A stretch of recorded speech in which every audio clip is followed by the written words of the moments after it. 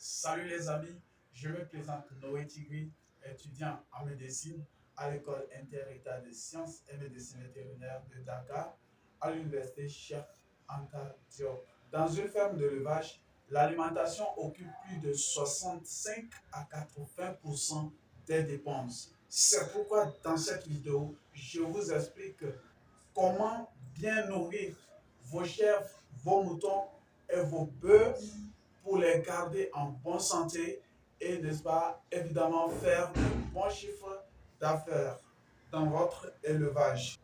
Vous savez, dans un élevage, plusieurs paramètres doivent être pris en compte pour la réussite de son élevage. Dans cette première épisode, nous allons parler de l'alimentation. C'est pourquoi je vous invite à vous abonner massivement si vous êtes nouveau sur cette chaîne. Activez la cloche de notification pour ne plus manquer les prochains épisodes.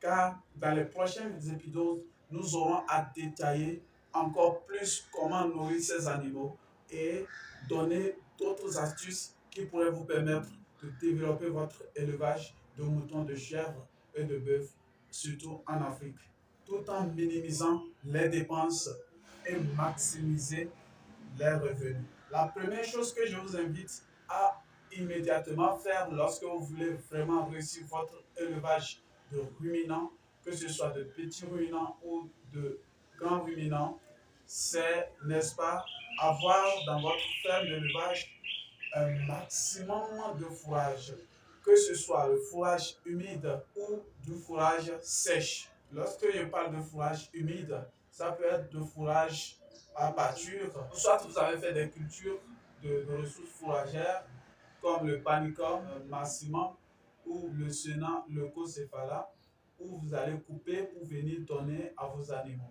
Parlant du fourrage sèche, je vais bien évidemment parler de la paille, du riz, du maïs et d'autres fans d'haricots, fans d'arachides, etc. Vous devez avoir toutes ces ressources en abondance dans votre ferme d'élevage.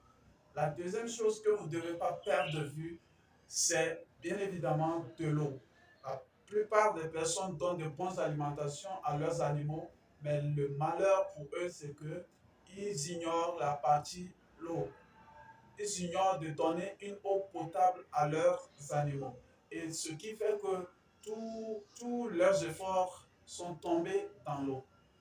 Alors, à partir d'aujourd'hui, si vous suivez cette vidéo, je vous invite à chaque fois donner à vos animaux de l'eau de façon permanente et surtout de l'eau potable. Et la dernière chose que je vous conseille dans cette vidéo de faire lorsqu'il s'agit de l'élevage de petits ruminants, de grands ruminants, c'est bien évidemment d'utiliser les CMV en addition de l'alimentation que vous donnez à vos animaux.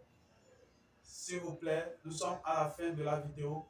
Dans le prochain épisode, nous allons expliquer comment avoir du fourrage humide, comment avoir du fourrage sèche, comment faire de l'ensilage dans votre ferme d'élevage de ruminants et comment garder l'eau potable et accessible pour ces animaux.